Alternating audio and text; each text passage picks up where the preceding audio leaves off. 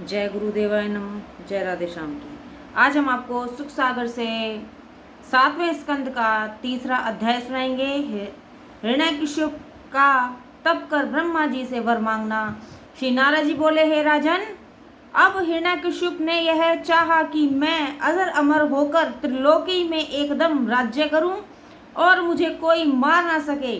तब यह कैसे होगा? इसके लिए इसने एकमात्र तप का आश्रय लिया। यह मंदराचल पर्वत पर जाकर कठिन तप करने लगा। वहां अपना दोनों हाथ ऊपर की ओर उठाए हुए आकाश की ओर देखता तथा केवल पैर के अंगूठे के बल से पृथ्वी पर खड़ा रह बहुत दिनों तक तप करता रहा। उसके घोर तप से मृत्यु लोक को कौन कहे, देवलोक तक कांप उठा। धरती से स्वर्ग तक मानो आग सी लग गई। देवता भागकर ब्रह्मा जी की शरण में गए।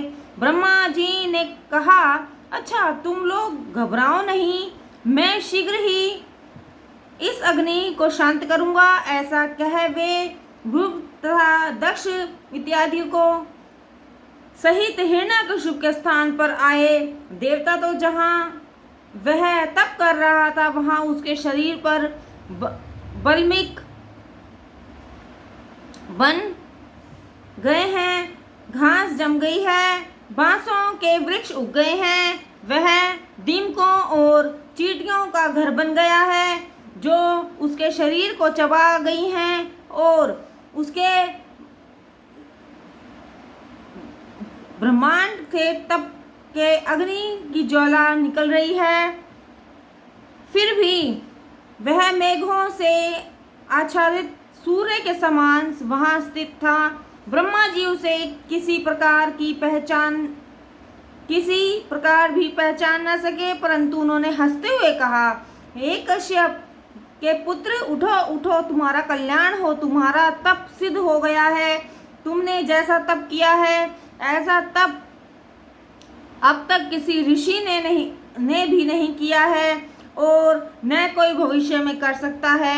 ऐसा कौन है जो बिना जल ग्रहण किए हुए 100 वर्ष तक प्राण धारण किए रहे? तुम्हारे इस तप के अधोग से मैं वश में हो गया हूँ। मैं मनुष्य नहीं, ब्रह्मा हूँ।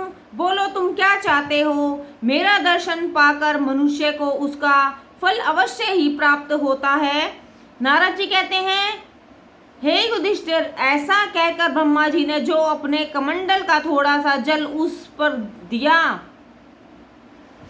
तो उनके प्रताप से तपस्वी हिरण्यकशिप ने जर्जर शरीर में पूरा बल आ गया।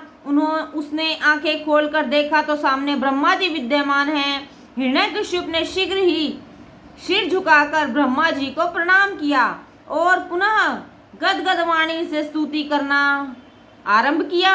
उसने कहा, हे प्रलय के होने पर काल द्वारा रचे हुए घोर अंधकार से आच्छादित जगत को प्रकाशित करने वाले ईश्वर, आपके लिए प्रणाम है। हे प्रभु, आप ही अपनी तीनों मूर्तियों द्वारा इस संसार को उत्पन्न करते, पालते और संहार करते हैं। हे चेतन और अचेतन शक्ति युक्त भगवान, आपके लिए नमस्कार है। इस प्रकार की बहुत सी स्तुति करके हिरण्यकशिप ने कहा कि हे वर देने वालों में सर्वश्रेष्ठ, यदि आप मुझको वर देना चाहते हैं तो हे प्रभु, आप मुझे पहले यह वर दीजिए कि आपके रचे हुए प्राणियों से मेरी मृत्यु ना होवे। मेरी मृत्यु न भीतर हो न बाहर हो, न पृथ्वी में हो न आकाश में हो। मुझे न कोई मनुष्य मार सके, न कोई पशु, न प्राणधारियों के द्वारा हो न प्राण रहितों के द्वारा। मुझे न कोई देवता मार सके, न कोई दैत्य तथा बड़े बड़े सर्पों के द्वारा भी मेरी मृत्यु न हो सके। युद्ध में कोई मेरा सामना न कर सके और मैं अकेला ही समस्त देहधारियों का स्वामी हूँ। फिर संसार में जितने भी प्रकार के ऐश्वर्य हैं वे सब मुझे मिले और वे कभी नष्ट न होवें। ब्रह्मा जी ने कहा, अवमस्तु। जय गुरुदेवाय नमः। जय राधे श्याम की।